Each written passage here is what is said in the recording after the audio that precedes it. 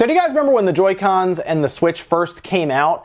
There were a lot of issues that people would report with the Left Joy-Con controller, specifically it losing connection or just doing weird stuff when it came to communicating to the Switch from, like 10 feet away. People were reporting that Link would just start running in any direction and wouldn't really respond well, and that seemed to have something to do with the Bluetooth connection between the Left Joy-Con and the Nintendo Switch, specifically when it was in docked mode and you were far enough away. Obviously, if you're close, it's hard to kind of mess with the communication. It just, as it got further away, the signal seemed to have issues. And if you've been on this channel for a while, specifically since the Switch even launched, you may remember that I did a video where I corrected that to a degree. For the most part, it was at least working well. I was able to step way farther back, and the way I did that was I soldered a single piece of wire in and actually rerouted the antenna down to the bottom right when you had it upside down and looking at the circuit board. That was the best way I could figure it out, and it seemed to work. That was actually one of the first videos on this channel that seemed to get passed around by mainstream media, and other bigger YouTube channels covered it as well. And everyone else started soldering wires in on the Reddit, on forums, everywhere, and it seemed like it was at least a solution that worked for most people who wanted to take it apart and try it. Well, it seems like Nintendo decided they don't really want to put foam in the Joy-Con controllers anymore.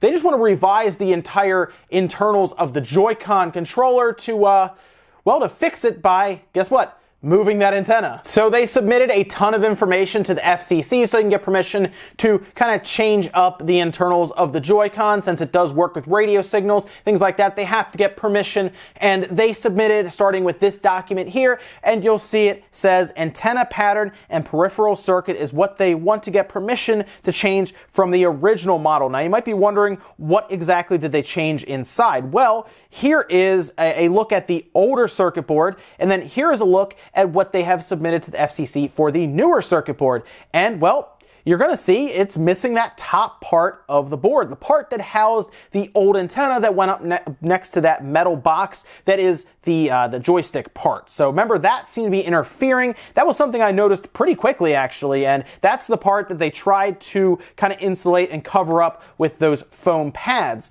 Now, if you kind of take a look around it, you can see that they did reroute that antenna to, well, guess what? The bottom right. Kind of familiar, because that's pretty much where I put my antenna. So yeah, it seems like they kind of figured out that was the best way to kind of redesign the board. And this is a good thing, because as I've seen with my Joy-Con controller, this should give it much better connectivity to the system to the point where it's much more usable. And this is a good thing, because even if you have not experienced connection issues with your Joy-Con controller now, several people have, so it is a thing. I mean, it's pretty clear cut that people were having problems. I had it myself, and that single piece of wire seemed to correct it. I'm very happy to see that they have moved the antenna down to the bottom right, because that is a good spot for it. It just turns out I guessed right for the placement of that antenna. Now the big question will be, when will this get out to the public? Because of course, most people will probably not want to buy a Joy-Con controller now if they can help it, because they'll want to wait. And that's kind of where we get into the guessing game, because we don't really know. This could be a couple things. This could be a redesign that they're coming out with for a new color or something, although some of the pictures they submitted were just the standard gray model. More than likely, this is to just correct the issue that happened originally with the Joy-Con controller, as most of us know, right? We experienced it if we were an early adopter, and this is just, it's been a year. It's about time they fixed it. A year and a half, actually, by the time this comes out. If I had to put an estimated time for this to start showing up on store shelves, I would have to put it maybe June or July, right? It could be later. Honestly, this could be a holiday thing. I'd like to think this would be around June or July, maybe August.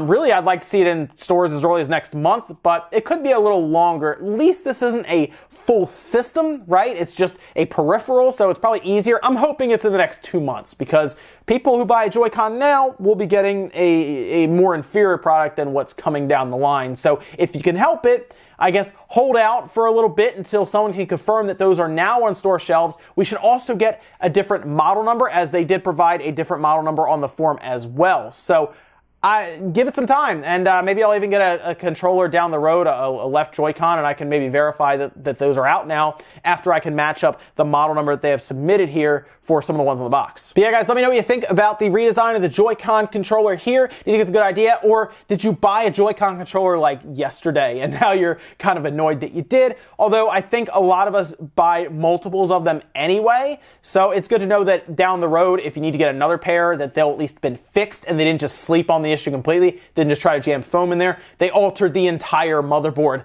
of the Joy-Con controller. So good to see. I mean, it's a change that seemed pretty standard, I think, and everybody was making the change anyway that could open it and solder it. So I'm glad that it's now just the standard at this point. So let me know what you guys think down below. Make sure you like the video if you enjoyed it, guys. Disliked it if not. And thank you so much for watching. I'll see you guys next time.